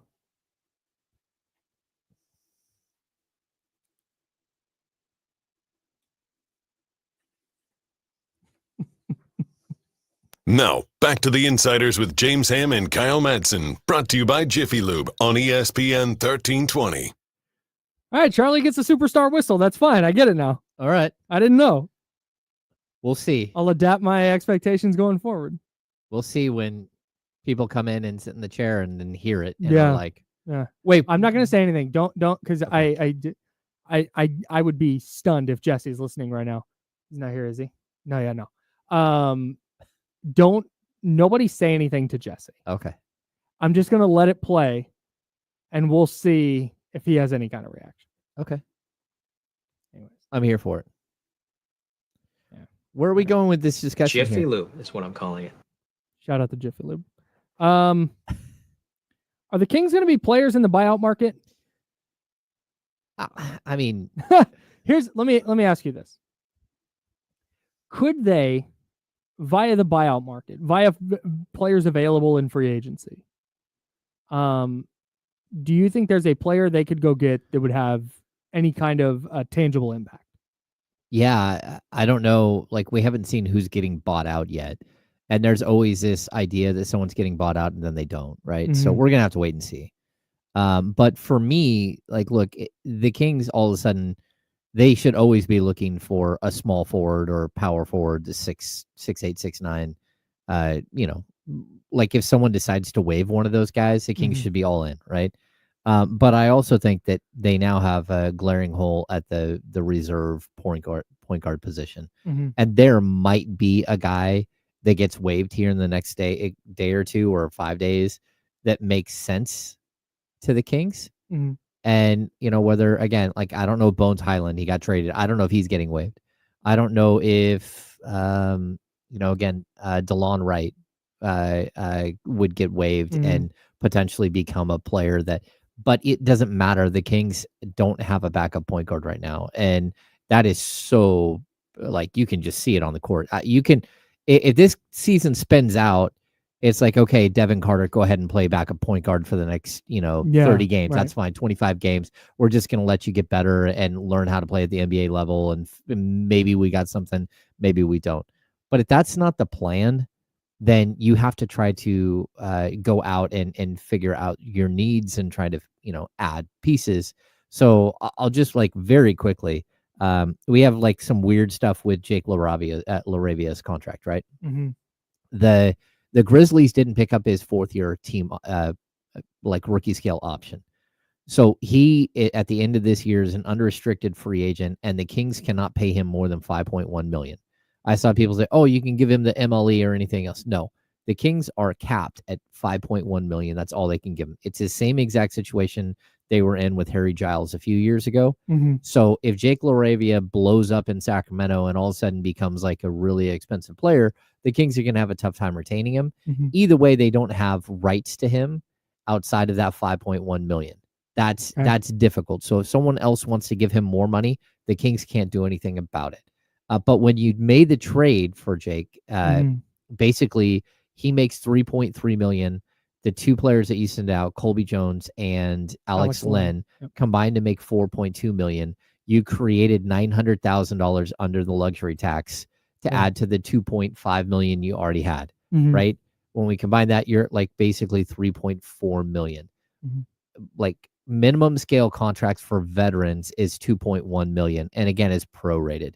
Okay. And then rookie scale for a guy like Isaac Jones is like 1.6 million. Okay. But again, it's prorated. So the Kings probably will bring in Isaac Jones on a regular contract. I don't have that guaranteed at this point. But if they did, it would be like less than $800,000. Yeah, so it's going to be like roughly like $700,000 or $650,000, whatever it might be. So that's going to be one thing. And they should have enough for a second league minimum scale contract that they could offer to any of these veterans. Okay. So a guy like Ben Simmons is floating out there, and he's going to go meet with, I think, 2 teams, the Cavs and the Clippers. When news comes that he's getting bought out, and in that same breaking news, it's like he's talking to the Clippers and the Cavs, he's going to one of those teams. He is going to one of those teams. It's not he's starting there and then he'll peruse. Like, no, he's going to one of those teams. Yeah, exactly. And very, very few times has it been where a player gets bought out on a contract, goes to another team and makes like a more than the league minimum. Yeah. Right. Usually during buyout season, players go where they want to go and where they think they're going to get to play, so they can bump their value up long term. So again, if a player like Dennis Schroeder gets bought out, I don't think he's getting bought out now. He went to, I think he got shipped to Detroit, right? But if he were to get bought out, you'd be like, okay, like, look, if Schroeder is available on a minimum scale deal, you could make a run at him. But then you're going to be up against the Lakers, who he's played for multiple times, or you're going to be up against all these other teams that might have a better opportunity. Right. And so it's more likely that they would go there. So you're going to be looking for players, but I don't know what you can find in the buyout market. And the Kings have never been a destination location for buyout market players. There would be like definite minutes available, but it'll be interesting to see if that's enough to get any kind of quality veteran to join up over joining a team that might have a real chance to make a deep playoff run. Yeah. At least on paper right now. This is via HoopsWire. These are the current point guards available on the free agent market. These are the ones that intrigue me in some way. Reggie Jackson is number 1. Yes, Reggie Jackson is the exact type of player we're talking about. Yes. Where go organize the offense and maybe make a 3 every now and then. Be physical, go to the basket, play a little bit of defense, do some of the things, like just be a physical presence on the court. Yep. He's the only one out of this group that I'm like, hell yeah. Yeah. Because here's some other names. Markelle Fultz. Nope. Malachi Flynn. Okay, maybe Malachi. Okay. Like, because Malachi can shoot it, right? Elfrid Payton. He's already going back to New Orleans. That was something that happened this morning. Oh, okay. Yep. Okay, so this has not been updated yet. IT? Isaiah Thomas? Yeah. Like, this is John Wall's on this list. Killian Hayes, Kyra Lewis. Jamari Bouye. It just like those are the kind of names we're talking about. Yeah, there's no one that moves any needle at all. Ryan Arcidiacono? No. Yeah, No. Reggie Jackson is the one guy on this list that jumps out to me as that definitely helps. So Yeah. to that end, I don't know that the Kings are going to be super involved in the buyout market because they're not just going to go sign somebody to sign somebody. Nope. And I would also look at the G League, see if there's a player that's playing out of his mind at the G League level as a point guard, maybe a defensive minded guy or whatever. But the reason why I would look at the G League too is because those guys are playing right now, and they're ready to step in. Like they may not be of the level that you want them to be as far as players, but they've been like literally playing nonstop, as opposed to some of these players that you might look at on the buyout market that just haven't been playing for 2 months. You know, like I think Corey Joseph is another guy who could get bought out, but are the Kings going to go get Kojo and just to make sure they have a backup point guard? If the Kings sign Corey Joseph, John Bull is going to be a guest on our program. I don't think I've ever known a person who enjoys watching a player less than our guy John Bull enjoys watching Corey Joseph. Yeah, he's again, one of my favorite Kings to cover. He's one of the nicest guys. By ever. all accounts, one of the coolest dudes in the NBA. Yeah, he was here the other night. He played for Orlando. Yeah. Did he get traded, or is he? The rumors are he's getting bought out. I don't think he got dealt. Okay. Yeah, he's not in any move that was on my radar. Yeah. So if he does get bought out, it is what it is. I don't think the Kings are going to go up. Garrett Temple might get bought out. There's a list of players that could get bought out. I want to get to our caller. Okay. And then I have a question for you that I've been dying to ask. Oh, all right.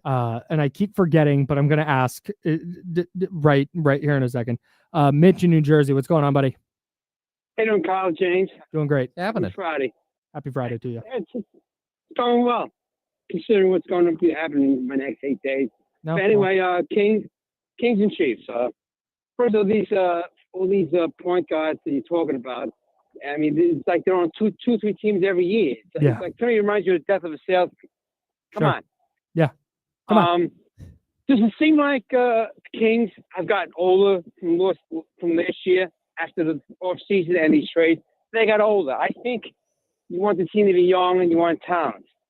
And I'm hoping for the Chiefs. I can't stand the Eagles. It's just egg in the face. Pat Mahomes is like LeBron. I mean, especially in his early years, he made everybody better, got the team to the finals. Yep. Yeah, I need a little help with another star or two. But it just shows that it's more important to have players than the coach. Yep. And Andy Reid, Philadelphia letting Andy Reid go is egg in their face. For sure. Thanks, Mitch. Appreciate the call. The Kings players did get older from last year. That's a thing that happened for sure. Well, I know what he's saying. It was just it was just kind of a funny thought. No, and I agree though. You had a window that was 8 years, and then you shortened that window to 2 years when you signed DeMar DeRozan, and then you shortened that window further when you brought in Zach LaVine. Yep, you got older at that spot. You got older when you got significantly older when you shipped out Harrison Barnes and brought in DeMar DeRozan. Jake Laravia is only 23. Yeah. That's quality. But Jonas Valanciunas has been around, this is his 12th year? Yeah, he's 32. Yeah, he's in it. So Mitch makes a great point. This has gone from this up-and-coming team where you're hoping for development to hey, there's really high urgency. You kind of need to win now. Yeah, I think that's a great point. You bring up the luxury tax a lot. Yes. And I don't, because you're not in Vivek Ranadive's head. So you have no idea if he would or would not, unless you do know and you want to let us know if they would go over the luxury tax. I'm inclined to believe they would if it meant making a title run. I'm inclined to believe they would not if they think that this is just kind of a team that may or may not make the playoffs, which makes sense to me. But why should I, as a fan of basketball, or if I'm a Kings fan, why should I give a damn if the Kings are getting a check because they were under the luxury tax? Why do I care if they get an extra $8 or $10 or $12 million? Why does that matter to me? Well, I mean, realistically, it shouldn't matter all that much to fans, but like the luxury tax is tied to like the aprons and everything else, right? So the Kings are X amount of dollars under the luxury tax, and then they're X amount of dollars under the apron, and those numbers are only really like 3 million apart, right? And the aprons affect like what kind of moves you can make and how you can make trades. Totally. So there's consequences that come with being at the aprons. It's not just a dollar amount. Well, and going over the luxury tax is kind of like a gateway drug, right? Once you go over that luxury tax, you're like, okay, well, we're not that far from. We can go over the first apron. Oh, there's a good player. We can maybe go over the second apron. I'll be honest. I don't think that Vivek will go over the luxury tax, and I certainly wouldn't do it with this season with this team right now. Sure. Like again, right now, I just told you they're about $3.4 million under the luxury tax, right?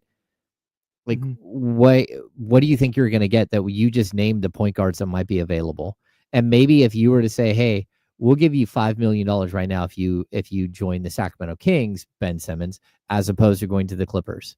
And the Clippers are like, yeah, we're giving you a league minimum deal, but you just got bought out of $38 million. Can you just take a league minimum deal? Well, what if he said, okay, yes, I would do that. Okay, will that make the difference? And maybe that type of move would. Maybe you're like, okay, it would make the difference. But if it's more like, hey, Isaac Jones and then one more player, the Kings are at 12 rostered players right now. They're 3 under the maximum, but really 2 under the minimum. Like they need to sign 2 players. One of those, I believe, will be Isaac Jones. One of those could be. It could be Mason Jones. They could say, okay, Mason Jones as well. We'll do. Yeah, like salute. Thanks for hanging out.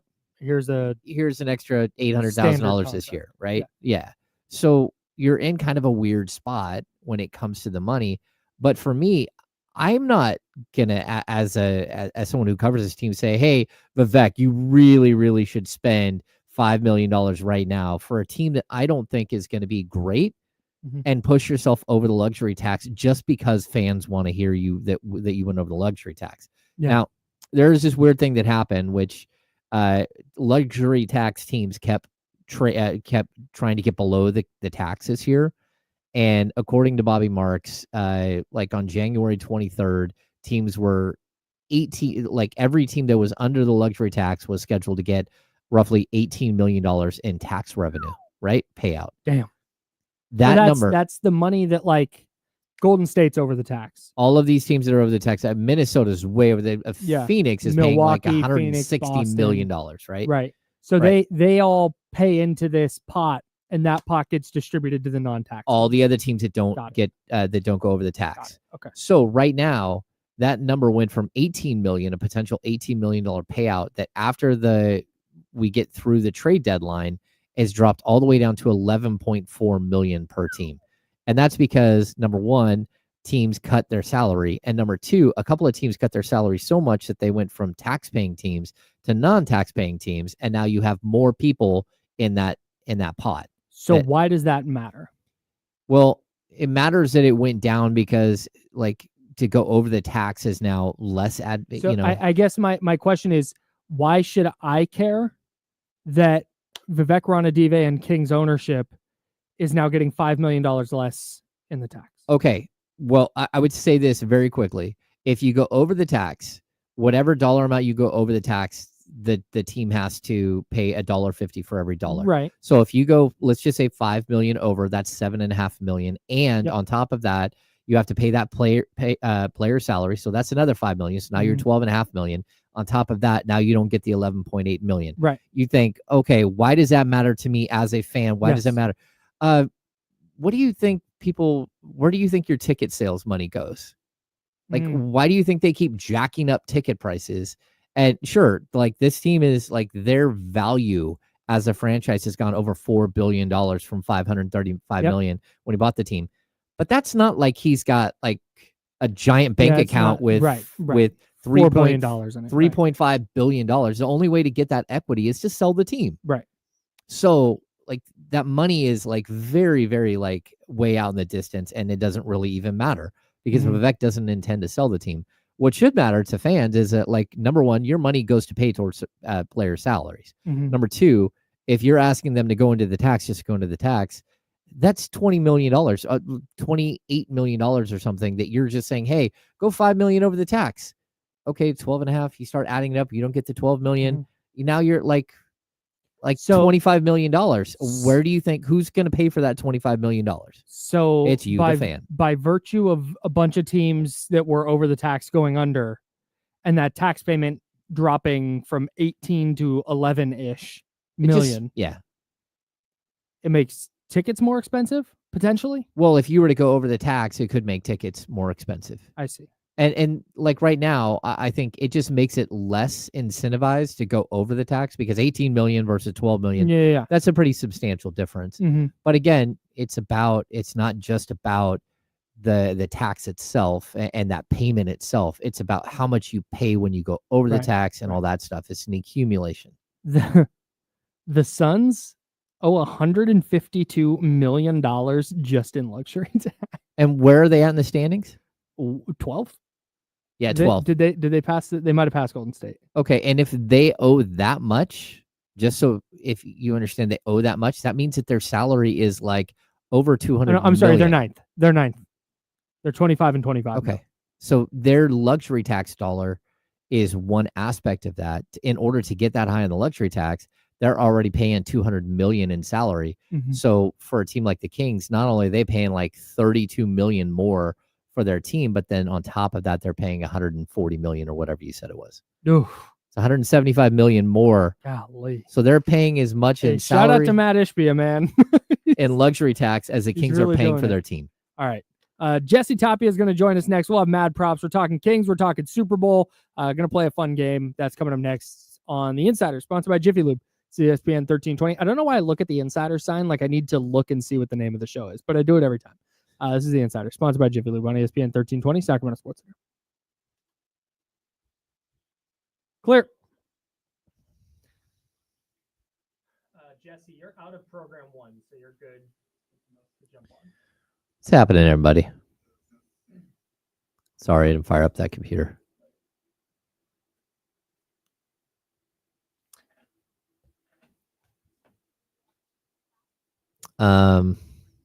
Okay, hang on. Chris, what happens to the money the team doesn't spend under the cap? Do owners keep that? No, if they don't spend the money under the cap, like teams don't get a dollar amount like handed to them that they can go spend. They can spend like within the confines of the luxury tax of the CBA. They can spend whatever they want, like the Suns are doing. There is no like you have this much money and then like it's a business. So yeah, some of the owners might get some tax payment. It might get some dividends from what's happening with the team, but that would mean that the team made money. And like most NBA franchises, they don't make like just hand over fist. It's that they're unless you're the A's and you're just not paying anybody for a decade. But most owners just see their product go up in value. That makes sense. What's up, Chatty House?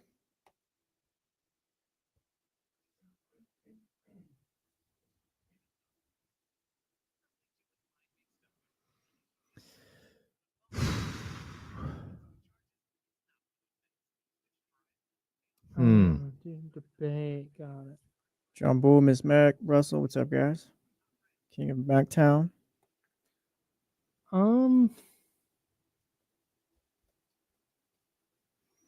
Marcus Spencer. Andrew, I don't even hate Bret Hart. It's just take it a little less serious. That's my thing. What's up, John Poles? David. John Poles, I don't think I necessarily have like a favorite food or snack for the Super Bowl.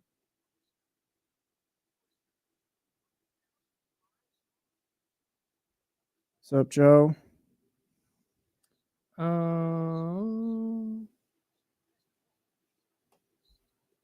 Yeah, Spencer, that was no good yesterday.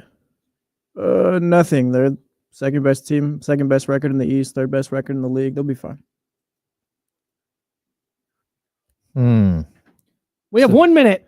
Quentin Post got elevated from a 2-way contract. Oh yeah, shout out to QP.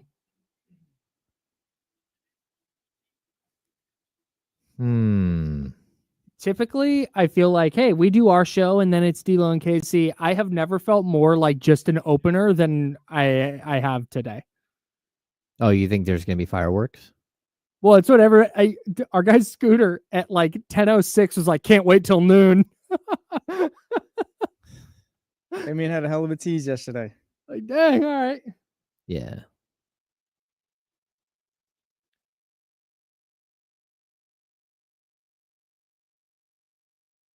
The text.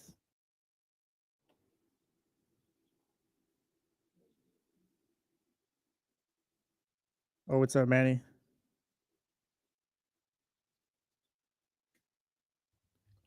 Here we go.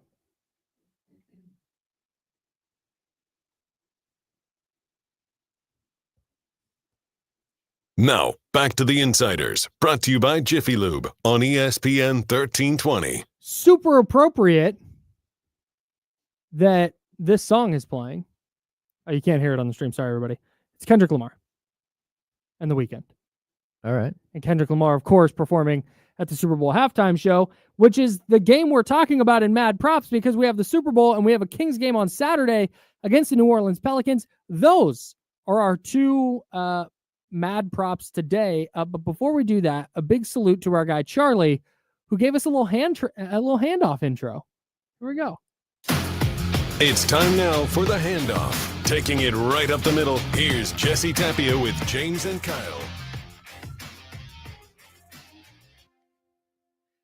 The hell's going on out here? What? What? Redo that one. Yeah, send that one back.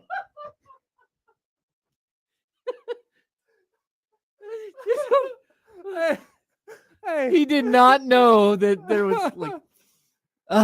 Dude, were you listening on your way in? And I didn't hear that. A No. whole bit about it. No. Okay. Oh man. Woo. Hey-o. They said I played that for the chatty house, and they were like, "No, play on. Charlie gets a superstar whistle." The hell he does. That is out the league. Oh man, that was no, great. that's crazy. What a way to start Friday. Are they all different, or does it say the same thing every Let's time? play Kenny's. Oh, I just had it turned down. Hang on. This is. I think it's the same. I think he said it was the same. The names are just different. It's time now for the handoff. Running it outside, here's KC, Kenny Caraway with James and Kyle. He got running it outside. I guess, yeah, Damien's going to get... It's time now for the handoff. Running it inside, here's D-Lo, Damian Barlin with James. You got taking it up the middle. Yeah, no, I got the bad one. I can't handle this. Oh my god. Maybe we'll just run back the old original intro that we had.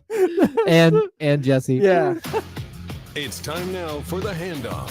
Taking it right up the middle, here's Jesse Tapia with James and Kyle. Right up the middle. It's just insane. No, I don't think so. Oh man, let's get to Mad Props. There's a much more normal intro. Right? No, it's just not going to play now. It's time for Mad Props. 2 games, 2 props. Which number will be higher? That's for Kyle and James to decide. Here's Mad Props. Oh man. We'll start with you, Justin. What do you got, Kyle?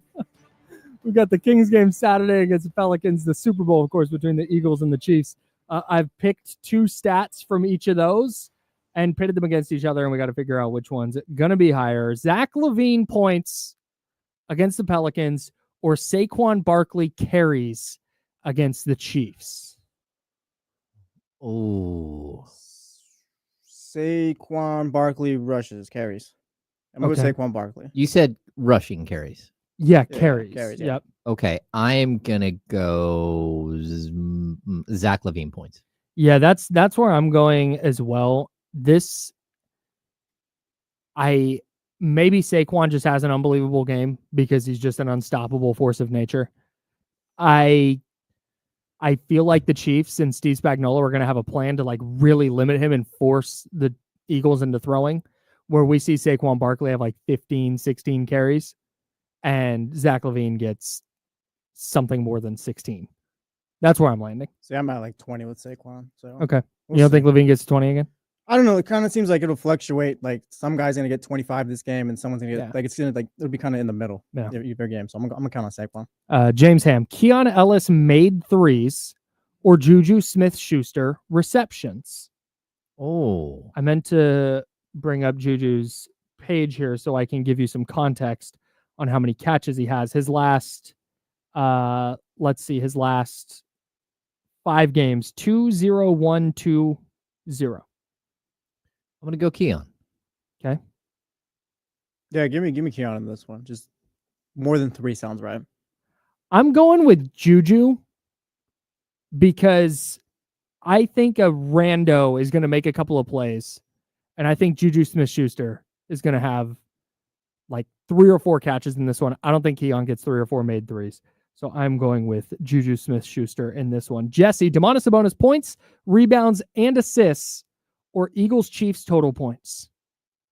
I don't know. Is Domas going to take more than 6 shots? Buddy, great question. I guess I'm going to go Eagles. I don't know. I'm 73 was the total last time. 73 for Domas or the Eagles Chiefs? The Eagles Chiefs. Okay. I'll go Eagles Chiefs. Yeah, I'll go Eagles Chiefs. I don't know. Domas is kind of being weird with how aggressive he's been in the last couple games. Yeah. I'm with you. I'm going Chiefs. Eagles. I'm going Domas because I don't know who's playing center for the Pelicans. Well, buddy, like Joel Embiid and Andre Drummond were out for the 76ers, and what did Domas do that day? I have no idea. Like he wasn't aggressive enough. Is Messi hurt? Oh, Yves Messi, that's right. Yeah, Domas is going to cook. I'm taking Domas. James Ham, Jonas Valanciunas minutes or Patrick Mahomes completions? Mahomes minutes. Mahomes minutes? I meant Mahomes. Sounds right, yeah. 60 minutes from Mahomes. Oh, that's tough. Yeah. I'm going to go Mahomes.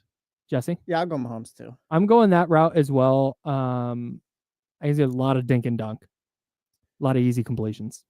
Yeah, I do think that that Valanciunas against his former team is probably going to play quite a bit. But again, it depends on foul trouble and everything else. Yeah. And you can't, especially against that team, you can't really play both of them. Yeah. Jesse Tapia, Malik Monk assists or Travis Kelce receptions? Travis, I feel like I'm going off football with this one. I'm going to go Travis Kelce, though. He eats in the playoffs. I'm going to stick with Travis Kelce. I'm going that exact same route. He did not have a big AFC title game. I think they're going to figure out ways to feature him. I don't feel great about that, though. I think the Eagles are going to have something for the Chiefs. Like, they're not going to blow them out, but. No, but because of that, I think it's going to be a lot of just like, hey, Patrick and Travis, go create something. Yeah, that's fair. And I think they're going to figure out, Patrick Mahomes specifically is going to figure out a way to get Travis Kelce the ball a lot. James? I'm gonna go Malik Monk. The other thing is nobody's passing the ball on the Kings right now. It's kind of you cook, I'll cook, you cook, yeah, I'll cook. I just those 7, 8, 9 assist nights for Malik just seem like a thing of the past. I do think that there's gonna come a point though where Doug has to say, hey, just go pick and roll this team to death. 5 minutes. I need I need a whole bunch of pick and roll, 2-man game stuff, and maybe he can get his assists there. Last one, James Ham. Keegan Murray, offensive rebounds or Eagles rushing touchdowns? Eagles rushing touchdowns. I'm in the same one. Yeah, Eagles rushing touchdowns for me too. They might have like 4 or 5 touchdowns on the ground in this one. Yeah. All right, that's Mad Props. It'll be this will be our last one for the year. Then we'll do totals and we'll add everything up, and then we'll figure out how we're going to move the bit forward. But we can do that off the air. Before we step out, I want to give everybody my last lineup for Underdog Daily Fantasy. Because I have one more 3-player lineup. I gave you one earlier. I'm going to give you another one. Underdog's Daily Fantasy. Their Underdog Pick'em game is super easy. You pick 2 or more players. You pick higher or lower on their stats, touchdowns, rushing attempts, like receiving targets in the first drive. They have so many stats to choose from. And the big game with the Eagles and Chiefs is the perfect time to sign up because Underdog is the best place to play Pick'em. Download the app, sign up with promo code Kyle M, and deposit now to get up to $1,000 in bonus cash instantly. That's promo code Kyle M on the Underdog app. Here's my other lineup right now. I'm gonna have multiple, but here's my other one. Harrison Butker, higher than half a missed field goal. I think at some point the Chiefs are gonna try a really long one, and he's hurt. I think Harrison Butker is gonna miss a field goal at some point. Juju Smith-Schuster, just talked about that. I'm going higher than 1.5 receptions, and then Jake Elliott, higher than 2.5 extra points made. Run that one up. It's going in all my lineups. Sounds right. Must be 18 plus and present in a state where Underdog Fantasy operates. Terms apply. Concerned with your play, call 1-800-GAMBLER or visit www.ncbgambling.org. All right. That's where we're at. I feel good about it. I got the Eagles going to win some money.